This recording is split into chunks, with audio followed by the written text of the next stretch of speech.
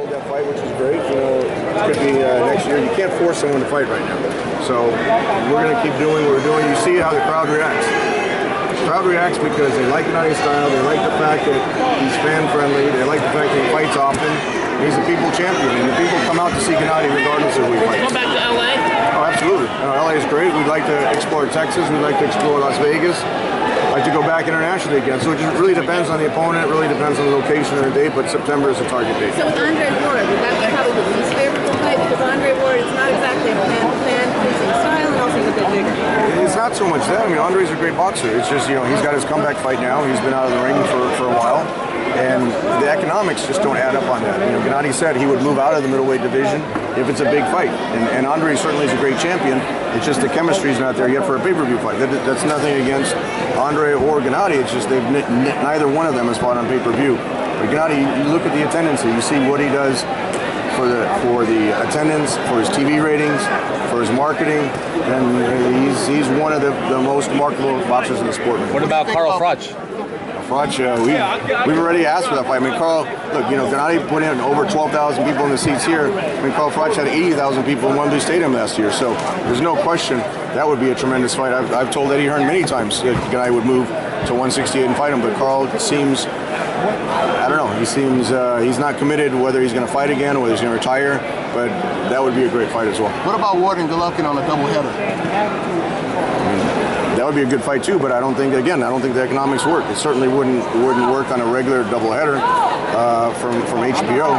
So it's just, you know, you can't force a fight to happen. I mean, you know, Andre's going to want a lot of money and Gennady's going to want a lot of money, and the only way that fight would happen is on the pay-per-view. What about if they fought two different opponents on the same night? Yeah, that's what I meant. On the same show. I mean, again, Andre's going to the economics, if it's not a pay-per-view show, wouldn't be there to whatever Andre's going to want on his side, and then Gennady. I mean, look at Gennady, the main event. Look how many seats he sold. I mean, Gennady sold out. He broke all the records at the StubHub Center. This is the biggest fight in California now for years. So it's a testament to his marketability. I don't know if you can build that fight on having both guys on the same show. Again, the economics just don't work on it. With Cotto and Canelo likely out, though, I mean, which way do you look for September? The best guy that's available to fight him. You know, he's good. Gennady just wants to unify all the titles in the middleweight division. That's his first priority. If there's a mega fight, you know, he would move down, like you said, to fight Floyd. He's not calling Floyd out, but that's certainly the biggest fight there. Or he'd move up if it's a huge fight.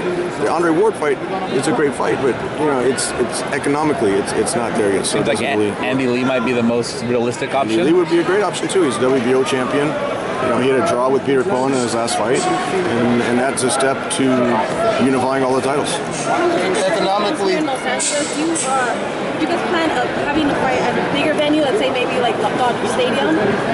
Here in LA? Then it really depends on the opponent. Then you need a marketable guy. Again, that would be a pay-per-view type of fight. I mean, this is a great venue for the size, and he outgrew the StubHub Center, but you know, form. It's just depending on the opponent, it's a great venue. Tom, economically, Willie Monroe, he wasn't there yet as well. What about Erislandy Lara? He's a bigger name than Willie Monroe, and it would seem like that would be a good rivalry. Cuba versus Kazakhstan. Sure, I mean that would be fine. I guess Lara's got a fight coming up, but if he moves up to 160 pounds, it's something we could consider. I don't know what type of economics he's going to want to get in the ring with Gennady, but it's certainly an option if all the details can be worked out. I mean you see he picked a slick southpaw, which Lara is also. So Lara's a great fighter as well. He had a tough fight with Canelo, and you can't take anything away from him. If the economics work on that, I don't see why that fight couldn't happen. Given tonight's attendance and just the way the crowd reacted to Triple G being here, it's pretty safe to say that he's going to be sticking on the West Coast moving forward. It depends on the opponents. If Peter Quillin would be East Coast fight, Andy Lee would be an East Coast fight. Cotto certainly would sell out the Garden.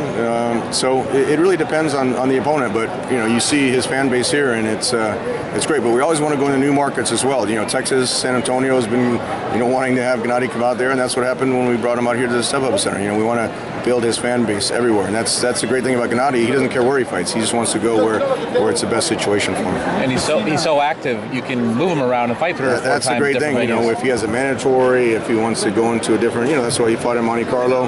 now he can go either, go back internationally or go in a new market. If he fights 4 times a year, it gives a lot of flexibility to explore different things. Hey Tom, given the response that he's gotten here in Southern California, would you say you would maybe want him to stick here? Because if he stays here, he'll sell out wherever he goes.